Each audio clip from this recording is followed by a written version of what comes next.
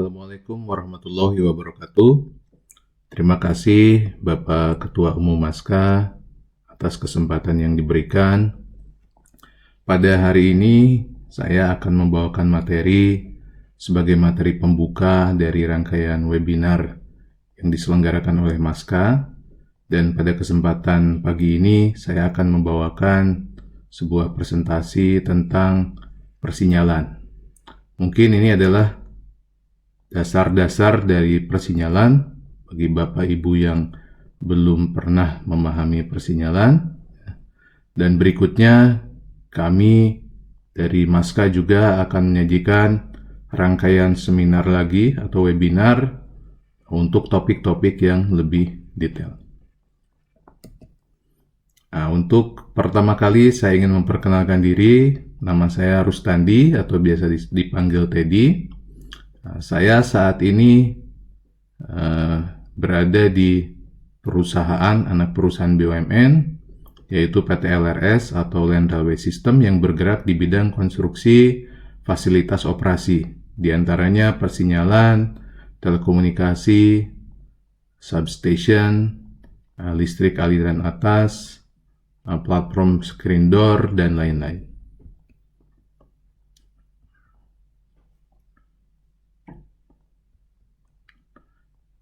Ini pertanyaan yang mungkin sering kita dengar atau ada di benak Bapak Ibu sekalian.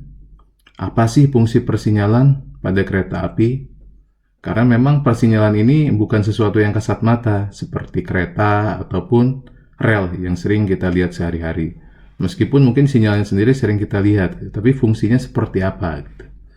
Nah, untuk menjawab itu mungkin akan lebih mudah kalau kita bertanya kebalikannya gitu, yaitu apa yang terjadi bila persinyalan tidak berfungsi dengan baik.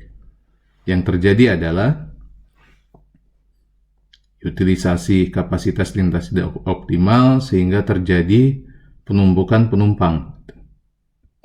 Kemudian yang kedua adalah yang lebih fatal, yaitu sistem pengaman tidak berfungsi yang ujungnya terjadi kecelakaan. Nah, dua hal ini akan menimbulkan beberapa kerugian. Di antaranya kehilangan potensi pendapatan, kerugian waktu, kerugian materi, dan yang lebih fatal lagi adalah adanya korban jiwa. Apa fungsi persinyalan? Nah, dari yang sebelumnya kita bisa simpulkan bahwa fungsi persinyalan yaitu yang pertama yaitu fungsi pengaturan. Dia akan memaksimalkan kapasitas lintas. Kemudian adalah fungsi proteksi. Dia akan memberikan perlindungan terhadap perjalanan KA dari kecelakaan.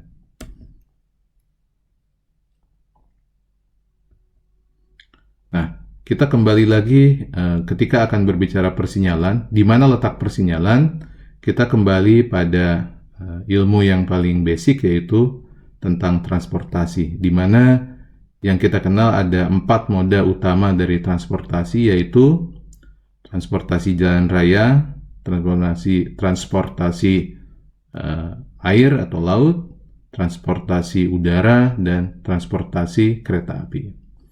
Kemudian di antara moda ini terdapat 4 elemen utama, yaitu ways atau jalan, vehicle, kendaraan, terminal, dan kontrol. Kita lihat untuk jalan, elemennya adalah ways-nya itu jalan, kemudian vehicle-nya itu bisa mobil, truk, bus, dan lain-lain. Kemudian terminal, ada bus terminal, ada parking station. Kemudian untuk kontrolnya ada traffic light. Kemudian untuk laut, kita lihat ya ways-nya itu adalah laut ya. Ini tidak kita bangun, sudah disediakan dari Yang Maha Kuasa. Kemudian vehicle-nya ada kapal laut, perahu, dan lain-lain. Kemudian terminalnya adalah pelabuhan. Kemudian kontrolnya adalah navigasi laut. Kemudian untuk udara, ways-nya sama seperti laut tadi, ada udara yang sudah disediakan. dan tidak perlu dibangun. Kemudian ada vehicle, yaitu pesawat. Kemudian ada terminal, yaitu bandara, dan kontrolnya yaitu navigasi udara. Nah, bila kita perhatikan ketiga moda ini, ya, ini dapat kita lihat bahwa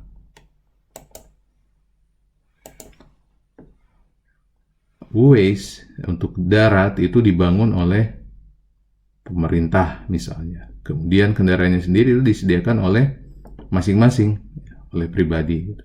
Traffic light disediakan oleh pemerintah. Station ada yang swasta, pemerintah. Kemudian untuk laut, nah ini gratis, sudah ada. Udara juga sama. Untuk kendaraannya sendiri ini disediakan oleh pihak lain. Pemerintah di sini biasanya membangun pelabuhan dan navigasi, termasuk untuk udara juga. Nah, di sini untuk masing-masing elemen ini bisa dibangun secara terpisah, gitu. Nah, ini berbeda untuk kereta api. Nah, kereta api kita bisa lihat elemennya adalah ada rel, ada kereta, ada stasiun, ada sinyal. Nah, rel ini tidak terbatas pada rel besi yang biasa kita lihat. Bisa juga ini berupa running rod beton ataupun beam pada monorail, gitu. Jadi kereta api ini pengertian luasnya lebih kepada kendaraan yang di-guide, gitu ya, oleh rel. Nah, kita bisa lihat di sini bahwa keempat elemen transportasi pada kereta api berbeda dengan moda lain. Karena apa? Ini harus dibangun secara bersamaan, gitu, dan harus kompatibel antar elemen. Nah, ini mungkin yang menjadikan kenapa investasi untuk transportasi moda kereta api ini mahal, dan mungkin ada beberapa orang yang menyebut tidak visible untuk swasta secara ekonomi. Jadi di sini mau tidak mau keterlibatan pemerintah akan sangat tinggi di sini. Nah, kemudian kita fokus kepada salah satu, yaitu elemen kontrolnya sendiri, yaitu sinyal. Nah, di dalam peraturan di pemerintah kita, sinyal ini sebetulnya masuk ke dalam kelompok fasilitas operasi, gitu ya.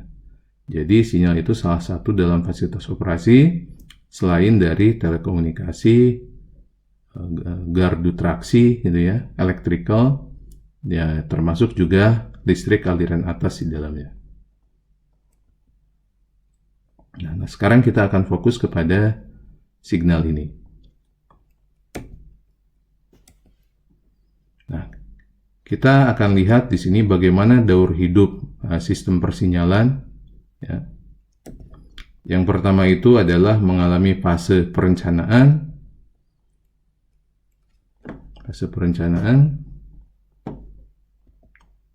Kemudian fase pembangunan, kemudian ada fase operasi dan pemeliharaan sini. Nah, sesudah dioperasikan, ada kalanya juga karena perubahan layout stasiun, penambahan lajur, maka akan dilakukan modifikasi terhadap sinyal itu sendiri. Nah, modifikasi ini tidak merubah sistem yang ada, hanya menambahkan atau mengurangi beberapa elemen dalam persinyalan.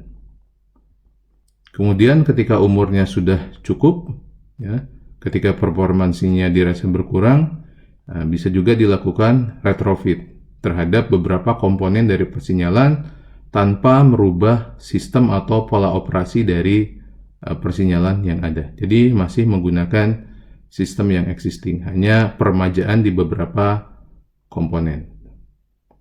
Nah, sesudah umurnya sudah cukup tua, gitu, dan tidak bisa lagi dilakukan peremajaan atau retrofit, maka akan dilakukan, ya, penggantian. Nah, ini yang kita sebut dengan penonaktifan atau decommissioning. Nah, pada fase ini akan dilakukan resignaling, dan sistemnya ini akan diganti dengan sistem yang sama sekali baru. Nah, proses ini, perencanaan, pembangunan, retrofit, modifikasi, ini masuk dalam ruang lingkup EPC dalam persinyalan, yaitu EPC ini adalah Engineering, Procurement, dan Construction. yang akan kita bicarakan lebih dalam di sini. Nah, di sini kita akan melihat ada 3 faktor kunci dalam keberhasilan EPC persinyalan kereta api, yaitu yang pertama terkait teknologinya itu sendiri. Teknologinya harus tepat dan berkualitas tentu.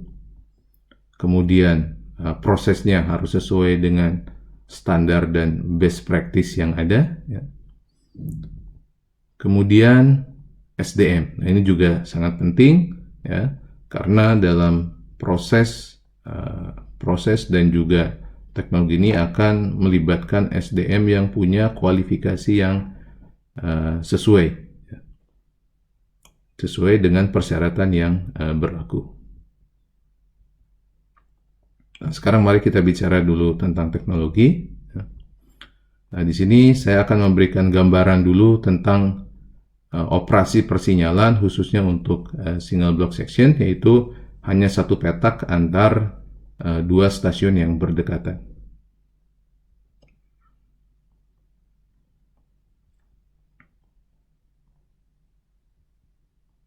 Nah, di sini kita lihat ada jalur keretanya sendiri, kemudian ada sinyal. Nah, ini kalau sinyal yang memberangkatkan kereta, sebut sinyal berangkat atau starter signal.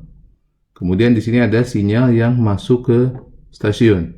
Nah, ini kita sebut home signal. Nah, langkah pertama adalah karena petak blok ini dikuasai oleh 2 stasiun ini, ya, maka contoh untuk yang sistem blok yang permisif, sebelum memberangkatkan kereta, ini contoh stasiun A, ini stasiun B, stasiun A ini akan meminta izin kepada stasiun B untuk memberangkatkan kereta. Nah, ini permintaan blok dikirim sampai ke stasiun B. Nah, di stasiun B, bila permintaan ini diterima, dia akan memberikan izin atau pemberian blok. Nah, pemberian blok ini sekaligus akan mengunci stasiun yang memberi izin ini untuk memberangkatkan kereta. Jadi, kalau ada starter signal di sini atau sinyal berangkat, di sini tidak digambarkan, itu tidak akan bisa hijau, gitu, karena salah satu persyaratannya yaitu izin bloknya ini sudah terkunci. Kemudian blok diberikan kepada stasiun A yang akan memberangkatkan kereta. Nah, di sini A dapat izin, ya. Kemudian juga sistem akan melakukan pengecekan terhadap posisi wesel di sini. Ya, wesel itu adalah untuk peralihan jalur, ya. Atau kita biasa juga sebut switch, ya. Atau turn out juga. Nah, kemudian bila semua persyaratan sudah terpenuhi, ya, blok ini kosong, sudah ada izin blok, kemudian jalurnya sudah mengarah, maka petugas bisa membuat rute hijau pada sinyal berangkat. Kita bisa lihat. Kemudian masinis berangkat. Nah, di sini tadi kita lihat bahwa ketika sudah melewati sinyal, itu sinyal akan kembali ke aspek ataupun indikasi merah, ya, seperti saat sebelumnya. Artinya apa? Artinya ini sinyal hijau tadi hanya berlaku untuk satu kereta, gitu, ya. Jangan sampai kereta udah masuk sini, di belakangnya ada kereta lagi dan masih melihat sinyal hijau. Nah, di sini bisa terjadi tabrakan dari belakang. Nah, kemudian kereta sudah sampai di depan sinyal masuk stasiun B, ya. Kemudian PPKA atau petugas di stasiun B ini akan melakukan pengecekan terhadap wesel ini, posisinya apakah sudah mengarah sesuai keinginan, misalnya akan memasukkan ke jalur yang bawah ini. Nah, di sini ini kan masih masuk wilayah stasiun. Jadi untuk pergerakan kereta di dalam stasiun ini tidak diperlukan izin blok tadi, gitu, ya. Jadi petugas bisa langsung memasukkan keretanya. Misalnya ini sudah dipastikan maka sinyal akan hijau dan masinis akan masuk. Begitu mungkin ilustrasi singkat dari bagaimana sistem persinyalan dioperasikan. Nah, kita masuk yang lebih mendasar terkait dengan prinsip pertama atau first principle dari persinyalan. Nah, yang pertama itu adalah persinyalan ini harus memaksimalkan kapasitas lintas. Nah, sehingga biasanya kalau tadi satu petak maksudnya antar stasiun ini hanya satu petak, nah kita bisa membagi dalam beberapa petak. Sehingga bisa menampung lebih banyak kereta. Karena di sini aturannya adalah satu petak hanya boleh ditempati oleh satu kereta. Satu petak di sini atau istilahnya juga satu section ya. Kemudian yang kedua adalah melindungi perjalanan KA dari kecelakaan. Makanya untuk memastikan bahwa satu petak ini hanya atau satu section ini ditempati satu kereta, maka pada setiap batas sebelum memasuki section tersebut akan diberi sinyal yang akan memberitahu masinis apakah boleh masuk ke petak tersebut atau tidak. Nah, memberikan sinyal ini tadi, ini untuk sistem yang biasanya kita sebut fixed block. Jadi, sectionnya itu ada secara fisik. Tapi ada juga untuk kereta-kereta yang tanpa masinis atau nirawak, perintah masuk atau tidaknya ke dalam blok itu berupa data yang terhubung dengan sistem penggerak kereta api.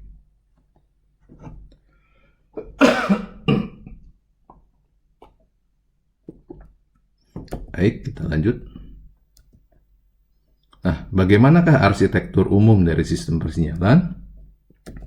Kita bisa lihat dalam satu sistem. Di sini ada rel ya. Nah, rel ini kita bagi ke dalam beberapa petak ya. Tentu di sini ada peralatan juga ya. Kemudian ada sinyal dan jangan lupa ada mesin penggerak wesel yang bisa menentukan si titik ini dalam satu titik apakah mengarah ke kiri atau ke kanan. Nah, bagian utama dari persinyalan adalah kita sebut interlocking atau interlocking controller.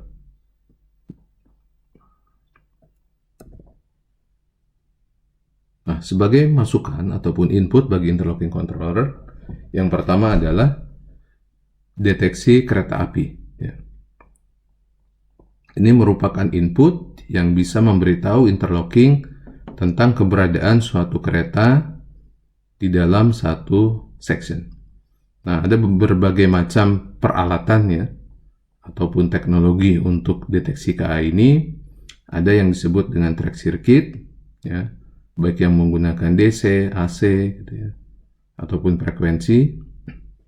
Kemudian ada juga yang disebut Exole counter atau penghitung gandar. Kemudian salah satu output adalah interlocking controller ini akan mengontrol sinyal-sinyal yang ada. Nanti apakah sinyal itu harus memberikan aspek ataupun warna merah, kuning, ataupun hijau. Kemudian salah satu outputnya juga adalah perintah untuk poin mesin. Poin mesin ini adalah mesin untuk menggerakkan wesel, apakah dia harus memindahkan wesel atau memindahkan jalur ke jalur yang bawah ataupun jalur atas. Kemudian di sini juga ada switch position info, gitu ya. Nah, sesudah memerintahkan poin mesin ini, sistem interlocking juga memerlukan informasi mengenai status. Status di sini weselnya itu apakah mengarah ke bawah atau ke atas, gitu. Dan yang terakhir, nah ini biasanya juga ada yang menggunakan ataupun tidak, yaitu indikasi tentang sinyal, gitu. Apakah sinyal itu nyala atau tidak.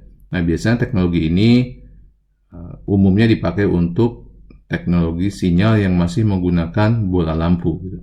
Tapi untuk yang menggunakan teknologi LED, ya ada yang menggunakan, ada yang tidak. Tapi kita di Indonesia, sesuai dengan peraturan menteri, kita ada yang menggunakan, ya, umumnya menggunakan aspek tadi proofing, signal proofing, untuk mengetahui bahwa lampu ini nyala atau tidak. Karena kalau sudah dilintas, ketika indikasi misalnya yang diberikan oleh sinyal ini merah, gitu ya, tetapi misalnya ada masalah sehingga misalnya ini padam, tentu itu akan menjadi suatu potensi bahaya tersendiri yang tidak akan terlihat oleh masinis. Masinis bisa lanjut, gitu ya, dan bisa terjadi kecelakaan. Meskipun memang selain sinyal juga akan dilengkapi oleh marka juga yang menyatakan bahwa di depan ada sinyal, dan aturannya sendiri memang ketika sinyal ini padam, maka masinis harus mengambil aspek yang paling berat, yaitu merah, ya.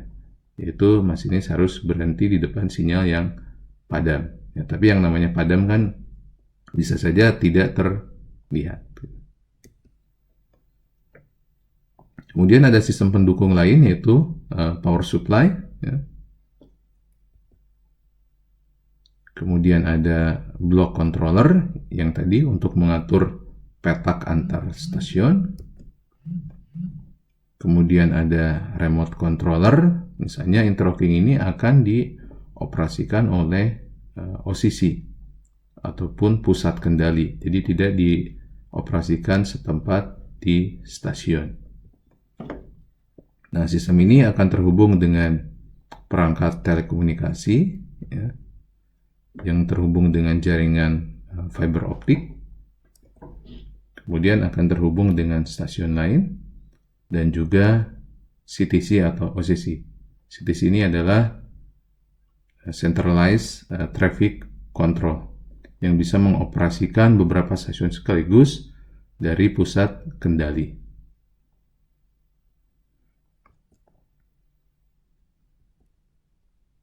Ini kita bisa lihat sejarah dari signaling itu sendiri, yaitu pada 1825 di kereta itu masih di-guide oleh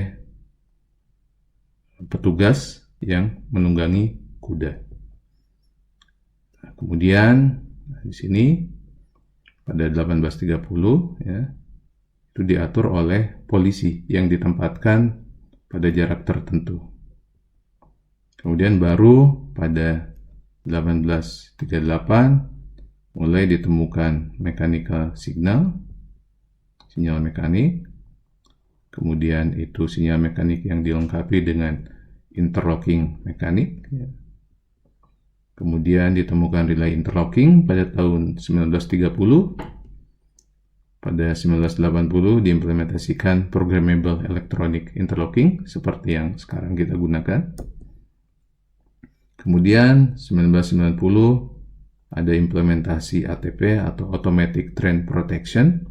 Kemudian pada era 2000-an ada implementasi dari Modern Train Control. Nah, ini saya ambil dari buku ini, Two Centuries of Railway Signaling.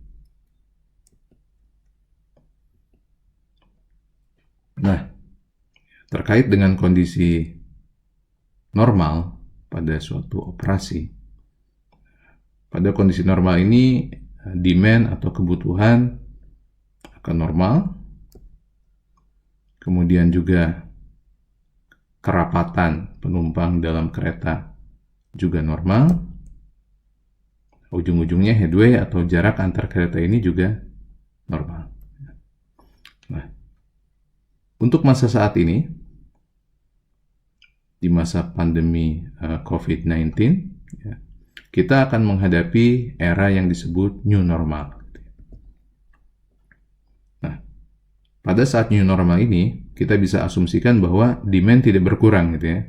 orang-orang tetap memerlukan moda transportasi kereta api. Tapi di sisi lain, karena protokol kesehatan, maka kerapatan penumpang dalam kereta ini akan berkurang gitu. Nah, dengan kondisi seperti ini, bila kita lihat demand normal, densitas turun, maka kemungkinan akan terjadi penumpukan penumpang gitu ya. Nah, mau tidak mau, kalau memang terjadi kondisi seperti ini, dua kondisi ini, maka sarana ini harus ditambah gitu.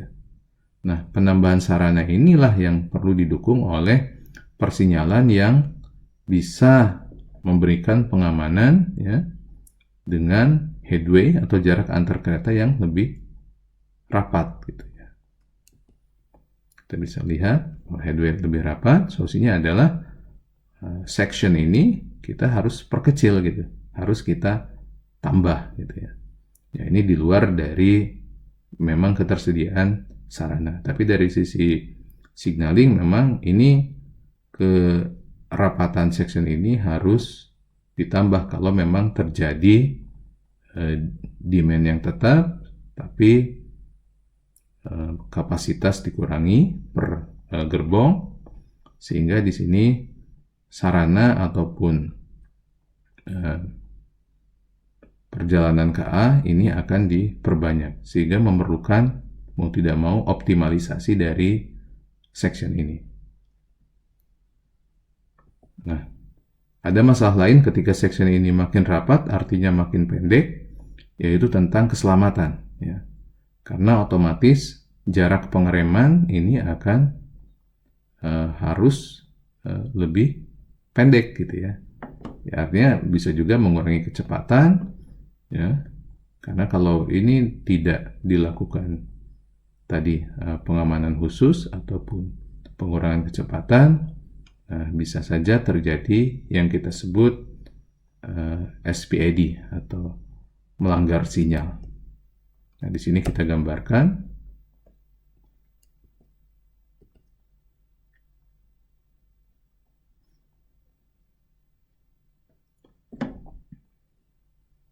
Nah, ini istilah teknisnya sendiri adalah SPAD atau Signal Passed at Danger, atau sinyal dilewati dalam keadaan danger atau merah gitu. Nah, ini bisa terjadi ya kalau memang jarak seksinya terlalu rapat atau masinisnya tidak melihat sinyal gitu ya, atau ngantuk.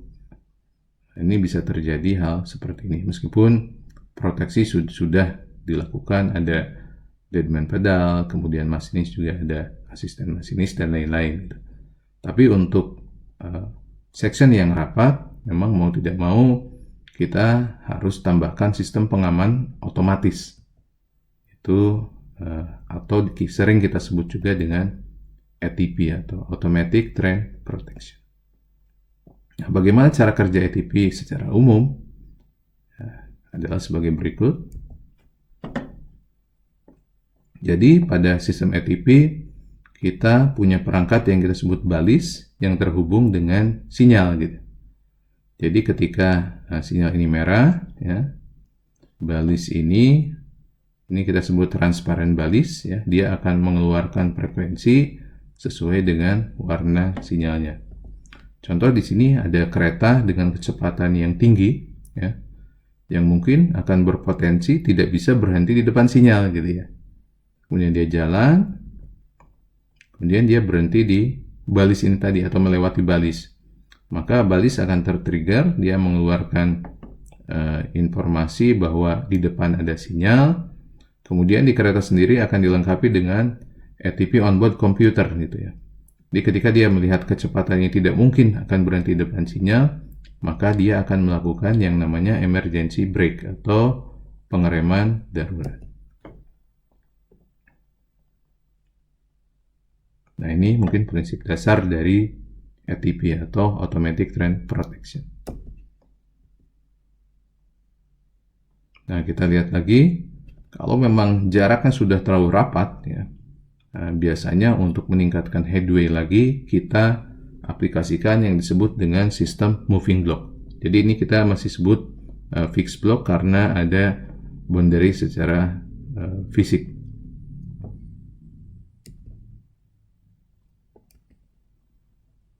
Dalam moving block ini tidak diperlukan lagi sinyal secara fisik. Nah, di sini kita akan pasang yang disebut dengan fixed balis.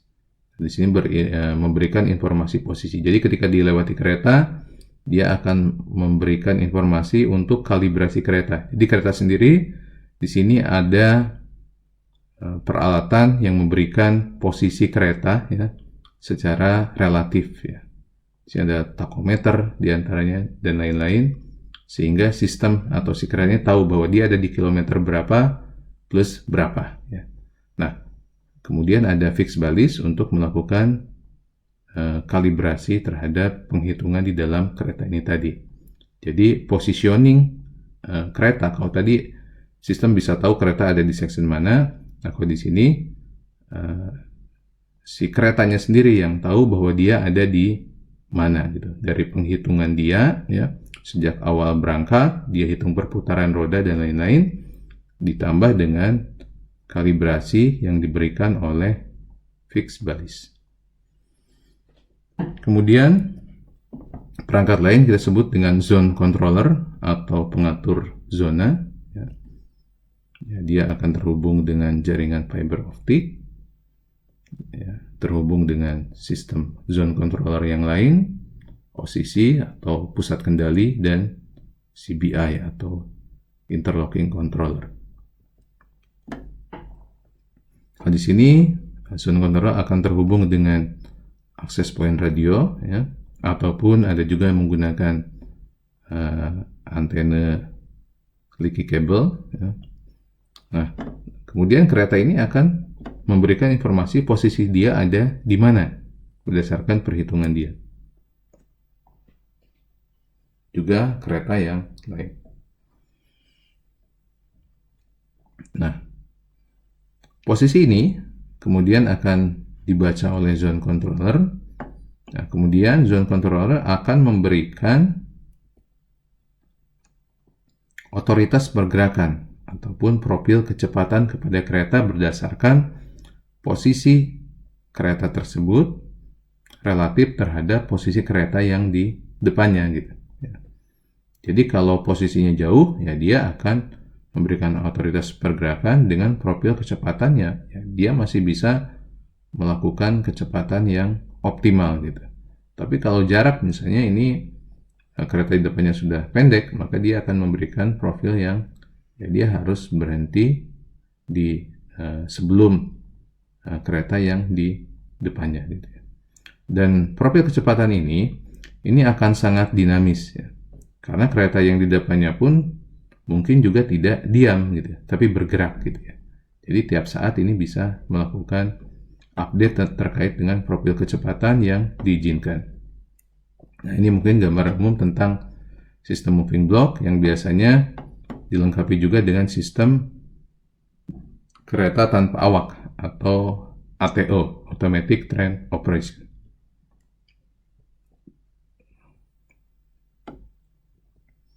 Kita lanjut. Nah, secara umum pengelompokan teknologi persinyalan adalah kita lihat sinyal mekanik, kemudian sinyal elektrik yang sudah menggunakan lampu ya, ataupun yang tadi menggunakan sinyal cabin atau signal cabin. Nah, di sini dua kelompok ini ada yang masuk ke dalam kelompok fixed block ya. Nah, kelompok ini juga dibedakan ya. Ada yang kita sebut operasinya itu route control, artinya si masinis yang melihat sinyal, ataupun train control. Nah, train control ini artinya persinyalan yang sudah melakukan intervensi terhadap kecepatan kereta, baik itu emergency brake ya, pengereman darurat, ataupun ATO, pengoperasian kereta secara otomatis ya, tanpa awak. Nah, di sini juga ada teknologi moving block ya. Jadi mekanik ini sudah pasti fixed block dan operasinya adalah root control. Tapi kalau yang elektrik, di sini bisa root control, bisa train control, bisa fixed block, bisa moving block. Ya. Nah, teknologi apa saja yang ada di dalam ini? Ya, kalau mekanik, kita tahu ada sinyal yang menggunakan lengan mekanik dengan interlocking mekanik. Kemudian untuk electrical, kita punya persinyalan yang berbasis kontrol itu berbasis relay, solid state interlocking, juga computer based interlocking. Nah, kemudian untuk sistem yang ini ya, supaya masuk ke dalam teknologi train control ya, tapi misalnya masih dalam kelompok fixed blocks, kita bisa tambahkan yang kita sebut dengan ATP atau Automatic Train Protection, ATCS level 1 dan level 2. ATCS ini standar Eropa atau European Train Control System ya. Ini sejenis dengan teknologi ATP, baik yang level 1 maupun level 2 gitu. Bedanya kalau yang level 2 di sini sudah tidak ada sinyal fisik. Ini sudah menggunakan radio untuk memberikan informasi sinyal. Kemudian untuk moving block, kita punya teknologi yang namanya CBTC atau Communication Based Train Control System, juga ETCS level 3.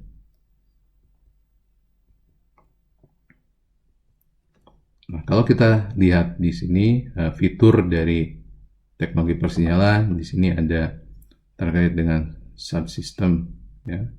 Kemudian di sini ada root control, ini yang konvensional ya. Kemudian ada yang train control. Kalau root control ini pasti fixed block ya. Tapi train control ini ada yang fixed block, ada yang moving block. Interlockingnya sendiri masing-masing ketiga ini akan punya controller pasti diperlukan. Kemudian operator konsol ya. Ini untuk moving block tidak diperlukan. Nah, untuk fixed block di sini opsional karena bisa juga dioperasikan dari OCC. Technician terminal ya. Ini ya, jelas diperlukan untuk melihat status data ya ataupun untuk mengecek keadaan sistem. Sinyal artinya trackside signal. Di sini untuk sinyal untuk root control yang konvensional, di sini masih menggunakan trackside signal. Untuk fixed block di sini menggunakan trackside, bisa juga cab signal. Dan moving block di sini bisa menggunakan signal cabin. Jadi tidak ada lagi sinyal yang di lapangan.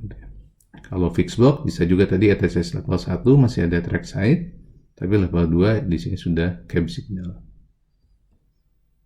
Untuk track detection, ya, di sini masih menggunakan teknologi track detection. Ya. Di moving block di sini juga ada beberapa yang masih dilengkapi dengan track detection. Ya. Untuk degraded mode atau ketika modanya diturunkan. Point control di sini masing-masing masih menggunakan. Ini point control itu yaitu perangkat untuk menggerakkan vessel untuk pemindah jalur rel kereta api. Di sini ada CTS, CTC, ATS. Di sini adalah remote control. Ya. Ini pusat kendali. Untuk root control ini opsional, tapi untuk yang train control, nah di sini umumnya itu menggunakan ini, khususnya di moving block. Jadi tidak ada lagi petugas yang mengoperasikan sinyal di stasiun, kecuali untuk keadaan khusus atau degraded mode. ATP, nah di sini ATP-nya ada beberapa jenis, ada yang tadi SPAD protection, ya. Yang untuk fixed block biasanya menggunakan SPAD protection tadi. Sedangkan untuk moving block, dia prinsipnya adalah safe train separation, jadi pemisahan jarak yang aman antar kereta. ATO ataupun tadi yang tanpa awak ya, sistem automatic train operation. Untuk route control biasanya jarang menggunakan itu atau hampir tidak ada, tapi untuk train control ya ini opsional, bisa digunakan ataupun tidak. Nah, yang tanpa awak ini mungkin nanti yang akan kita lihat ada di APMS atau Kalayang Bandara Soekarno-Hatta, kemudian juga di LRT Jabodebek, juga MRT. Nah, kemudian kita lihat ada sinyal juga mempunyai persyaratan teknis yang harus dipenuhi. Nah, kalau dalam level proyek-proyek di Indonesia, kita punya Peraturan Menteri Perhubungan, yaitu PM nomor 44 tahun 2018 tentang persyaratan teknis peralatan persinyalan perkeretaapian. Kemudian di sini ada terkait standar, khususnya standar keselamatan. Kita punya Senelec EN atau European Norm 50126 terkait dengan RAMS, reliability, availability, maintainability, dan safety. Kemudian 50128 terkait dengan software persinyalan. Kemudian 50129 terkait dengan perangkat elektronik persinyalan. Kemudian untuk tadi moving block kita punya CBTC. Ya. CBTC ini dibangun berdasarkan standar IEEE 1474 tentang Communication Based Train Control System. Nah, itu terkait dengan teknologi. Kemudian kita lihat tentang proses EPC ya, atau pembangunan persinyalan KA. Nah, dalam tadi EN 50126 ya, kita punya daur hidup sistem yang disebut life cycle, khusus untuk yang railway application. Nah, ini dimulai dari konsep, kemudian mendefinisikan konsep, syarat, dan lain-lain. Ada analisa risiko, ya. Kemudian analisa terkait dengan kebutuhan sistem. Nah, ini pendetailan dari sistem atau kebutuhan sistem. Ada lakukan desain dan implementasi, kemudian pabrikasi. Sudah itu dilakukan instalasi, kemudian dilakukan validasi. Nah, validasi ini akan mengacu kepada sistem requirement yang di sebelahnya. Kemudian akan dilakukan sistem acceptance, operasi dan pemeliharaan. Terakhir adalah penonaktifan atau decommissioning dan disposal. Nah, pada tiap tahap ya, yang ke bawah ini tadi ya, antara tahap 1 dengan tahap sebelumnya, ini akan dilakukan proses verifikasi. Kemudian di sini akan dilakukan proses validasi, itu berdasarkan requirement yang ada di sebelah kiri dari siklus ini. Nah, karena bentuknya ini biasa kita sebut dengan V-cycle.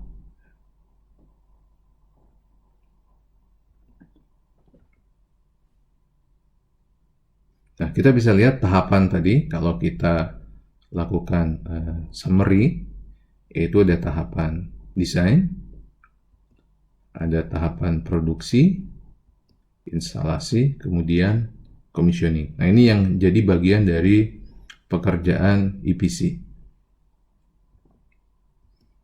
Kita lihat desain, kita mulai dengan desain review, melibatkan beberapa pihak. Kemudian ada drafting atau coding, melibatkan engineer. Kemudian ada checking oleh desain verifier.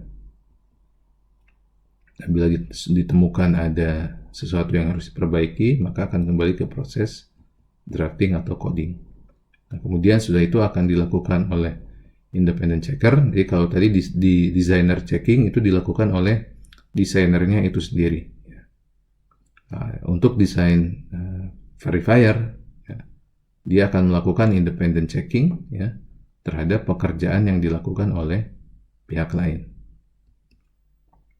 Nah, bila ditemukan, ini akan kembali ke proses awal, yaitu ke drafting, kemudian akan dicek lagi oleh desainer yang bersangkutan. Kemudian sesudah selesai akan dilakukan validasi oleh line manager. Dan yang terakhir akan dilakukan distribusi. Nah, semua tahap ini tadi, ya, distribusi bila ditemukan sesuatu, misalnya ada input ataupun balikan, ya, ada feedback dari produksi maupun instalasi, akan masuk ke desain review kembali. Nah, semua tahap ini akan dilakukan pengarsipan atau dokumentasi terkait dari prosesnya, yang akan menjadi tanggung jawab oleh dokumen controller atau pengendali dokumen. Nah, untuk produksi sama tadi, ada input dari desain, akan dilakukan review dulu di produksi, melibatkan beberapa pihak, ya. Dan bila ditemukan sesuatu, ya, itu akan dikembalikan lagi ke proses desain untuk dikaji ulang. Nah, bila ini jalan, akan dilakukan proses produksi. Sudah produksi akan dilakukan QC, ya, ataupun quality control. Nah, bila ditemukan sesuatu, akan kembali ke proses produksi. Nah, setelah itu akan dilakukan acceptance test. Nah, di sini biasanya melibatkan juga pemilik proyek, ya, ataupun pengguna atau operator. Nah, kemudian bila ditemukan sesuatu akan dilakukan review kembali. Sama seperti desain tadi, pada tahapan ini semua akan dilakukan pengarsipan dari semua prosesnya, akan dilakukan oleh dokumen controller. Nah, begitu selesai akan dilakukan delivery atau pengiriman dari produk jadi tersebut ke lokasi proyek. Nah, tahap berikutnya adalah tahapan instalasi. Instalasi juga sama. Pertama akan dilakukan review, melibatkan beberapa pihak. Ini juga sama, akan kembali ke desain review bila dalam review ini ada hal yang perlu dikaji ulang oleh desainer. Kemudian akan dilakukan proses instalasi. Di sini ada installation team, juga ada installation engineer yang terlibat. Kemudian juga akan dilakukan QC oleh QC instalasi. Dan akan kembali kepada proses instalasi bila ditemukan ada yang harus diperbaiki. Kemudian di sini ada acceptance test, juga melibatkan pihak pemilik proyek, juga pihak pengguna. Akan kembali juga ke design review bila ditemukan hal yang perlu diperbaiki ataupun diubah. Semua proses ini juga sama, akan dilakukan pengarsipan yang menjadi tugas dari pengendali dokumen. Dan tahapan yang terakhir adalah commissioning, ya. Di sini sama, sebelum commissioning dilakukan review, ya. Dan akan kembali ke desainer bila dalam review tadi ditemukan adanya masalah. Kemudian akan dilakukan tes integrasi. Di tes integrasi ini semua perangkat akan difungsikan secara penuh, termasuk juga software interlocking yang mengatur operasi pergerakan KA. Kemudian akan dilakukan sistem acceptance, ya. Juga sama, akan ada feedback review bila ditemukan kendala. Nah, kemudian akan dilakukan sistem switchover atau penggantian sistem, atau kalaupun untuk sistem yang baru, ya pengoperasian awal dari sistem.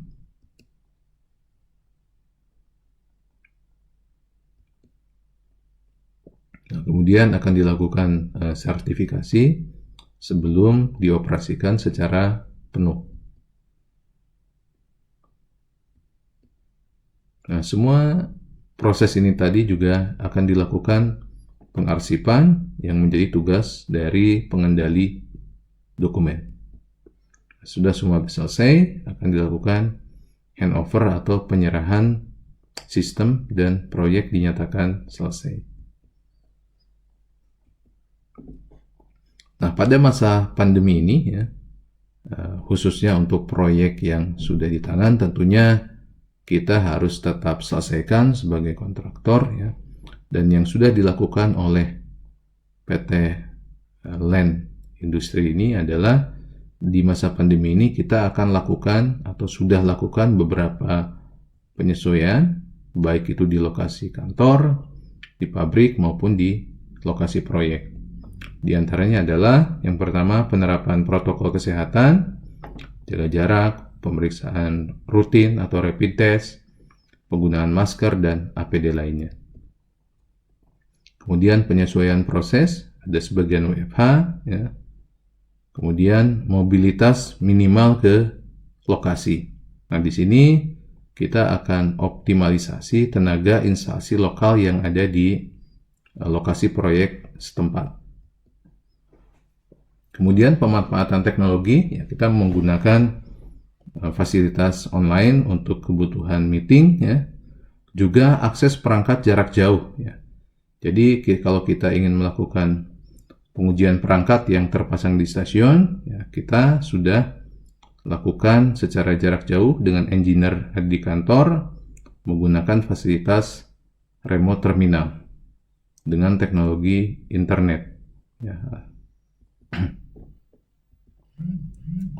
Nah, ini yang sudah kita lakukan 1 atau 2 bulan kemarin adalah proses switch over. Nah, di sini kita bisa lihat salah satu contohnya di stasiun Ijo di lintas selatan. Nah, kita lakukan protokol kesehatan. Itu pemeriksaan suhu tubuh, cuci tangan, juga jaga jarak. Di sini juga kita sudah implementasikan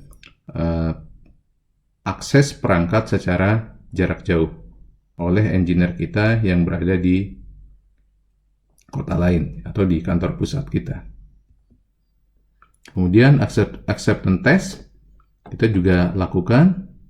Di sini contoh pemeriksaan perangkat yang kita lakukan secara live menggunakan Zoom, termasuk juga pengetesan software. Ya, kita lakukan secara jarak jauh juga. Jadi ada engineer yang melakukan pengetesan di kantor pusat kami.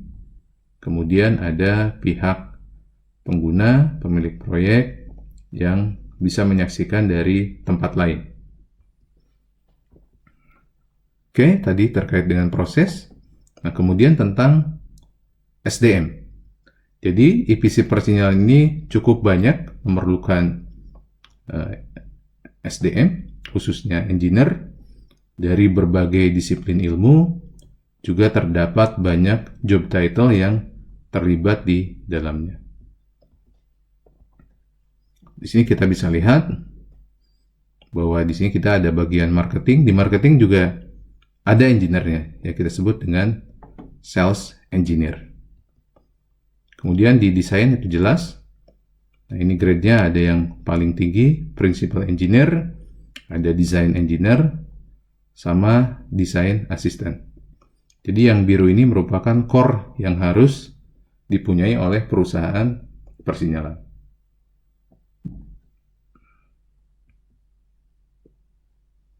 Nah, untuk produksi kita punya production engineer, punya production supervisor, kemudian ada teknisi produksi. Di project kita punya chief engineer, installation engineer, installation supervisor. Nah, di sini juga ada teknisi instalasi, juga ada project manager. Kemudian testing ada principal tester, functional tester, dan testing assistant. Nah, biasanya dalam proyek konstruksi ini tadi, kontraktor punya kewajiban untuk melakukan pemeliharaan, ya, tergantung dari kontraknya. Jadi ada yang setahun, ada yang 2 tahun, ada yang 6 bulan, macam-macam. Nah, maka dari itu, kontraktor juga harus punya tim maintenance. Nah, di sini untuk tim maintenance tadi, ada beberapa job title, yaitu function analyst, ya, atau istilah lain adalah fault finder, Nah, dia akan melakukan analisa bila terjadi masalah.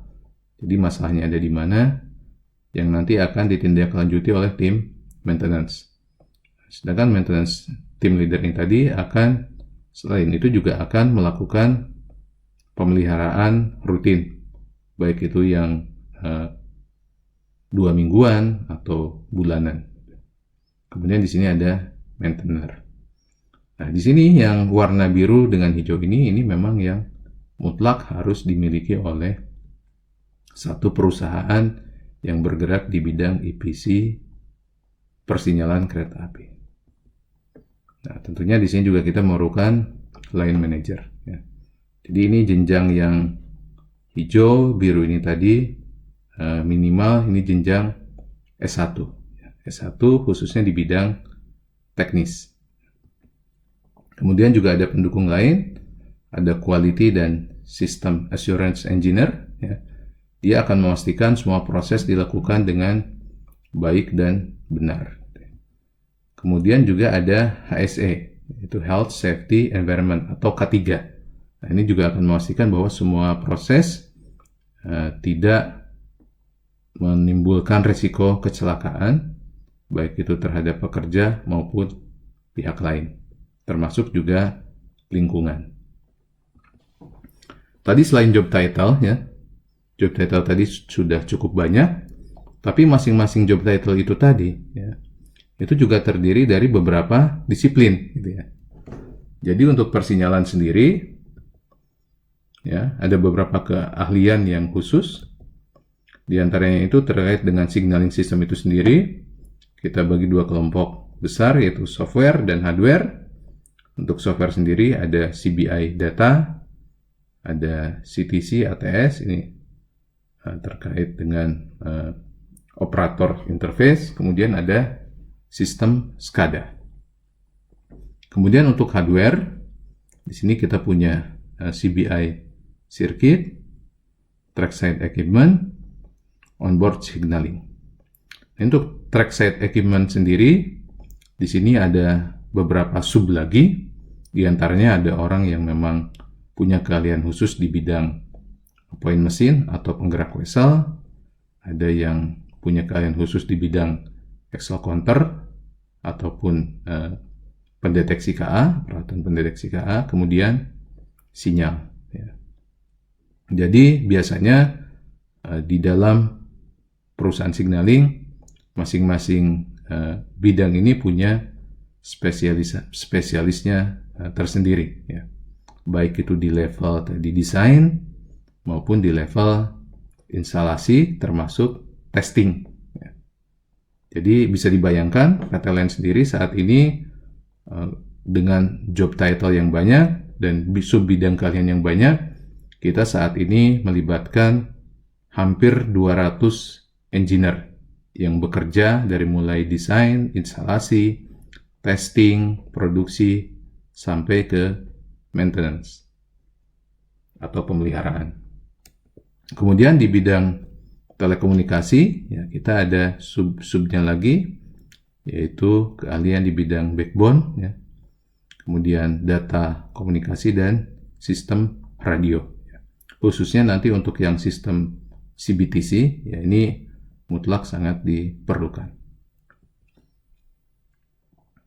Kemudian signaling power supply, terdiri dari power supply system, kemudian sistem proteksi.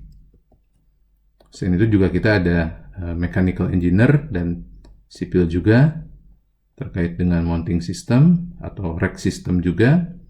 Kemudian ada point fitter, ini terkait dengan wesel, ya, atau penggerak jalur kereta. Kemudian ada building construction, yang terkait dengan bangunan yang biasanya menjadi scope dari kontraktor EPC persinyalan. Kemudian acuan kompetensi yang digunakan dalam pekerjaan, khususnya untuk para engineer yang terlibat di persinyalan adalah yang pertama bakuan kompetensi dari PII, kemudian persyaratan kompetensi. Di sini khusus untuk yang persinyalan ada SKA 406, subklasifikasi 406, yaitu terkait dengan ahli teknik sinyal dan telekomunikasi perkeretaapian. Kemudian untuk yang sinyal tadi, ini juga ada khusus dari IRSI, yaitu Institution Railway Signaling Engineer. Jadi ini organisasi engineer persinyalan dunia yang berpusat di Inggris. Kemudian ada juga job assignment description dalam level company. Ini di perusahaan kami. Kemudian terkait sertifikasi, kita bisa lihat ya, sesuai dengan Undang-Undang Keinsinyuran, ya, seorang sarjana teknik harus memiliki sertifikat profesi insinyur untuk kemudian bisa mendapatkan sertifikat insinyur profesional, dan pada akhirnya ini sesuai dengan persyaratan undang-undang, seorang insinyur ataupun orang yang berprofesi dalam bidang keinsinyuran harus mempunyai surat tanda registrasi insinyur. Ya. Jadi ini memang kita terapkan di semua engineer di perusahaan kami sesuai dengan undang-undang. Ya.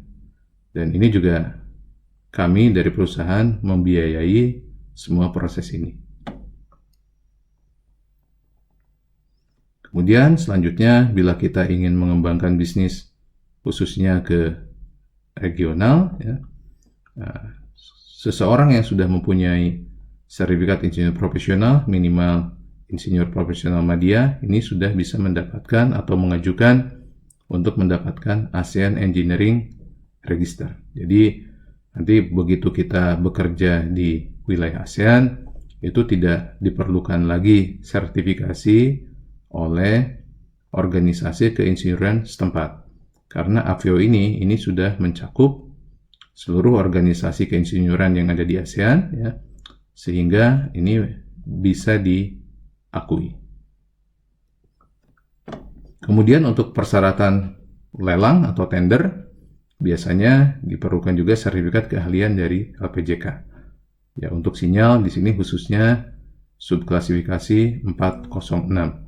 Jadi di perusahaan kami sudah banyak memiliki engineer yang sudah tersertifikasi, hampir semua, khususnya untuk level yang paling tinggi, yaitu ahli utama.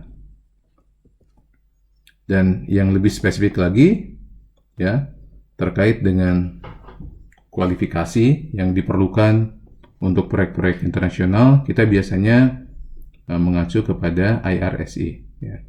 Jadi perusahaan kami pun sudah mempunyai beberapa engineer yang sudah memiliki IRSI license. Nah, di IRSI ini, ya, kategori untuk license ini cukup banyak. Ada sekitar 50-an, ya, yang spesifik untuk pekerjaan signaling dan telkom. Telkom di sini ya tentunya telkom yang mendukung persinyalan. Ya. Nah, di sini ada kategorinya mulai dari proses desain, ya, dengan berbagai macam jenjang. Jadi untuk desain sendiri ada desainer, ada signaling principal designer, ada signaling design assistant, ada signaling design verifier. Nanti untuk instalasi juga sama, untuk maintenance juga sama, ya, termasuk untuk testing. Ya. Jadi di sini sudah sangat spesifik. Dan lisensinya itu sudah diakui secara internasional. Jadi yang sudah mendapatkan ini bisa bekerja, ya, di proyek persinyalan, misalnya di Inggris, di Australia, ya, ataupun di negara-negara lainnya tanpa mengurus lagi sertifikasi. Jadi ini sudah diakui secara global. Mungkin untuk saat ini itu yang bisa kami sampaikan. Terima kasih atas perhatian Bapak Ibu sekalian. Khususnya terima kasih kepada Bapak Ketua Umum MASKA. Dan insya Allah nanti kita akan lanjut di sesi-sesi berikutnya yang lebih spesifik terkait dengan persinyalan. Terima kasih. Saya tutup. Assalamualaikum warahmatullahi wabarakatuh.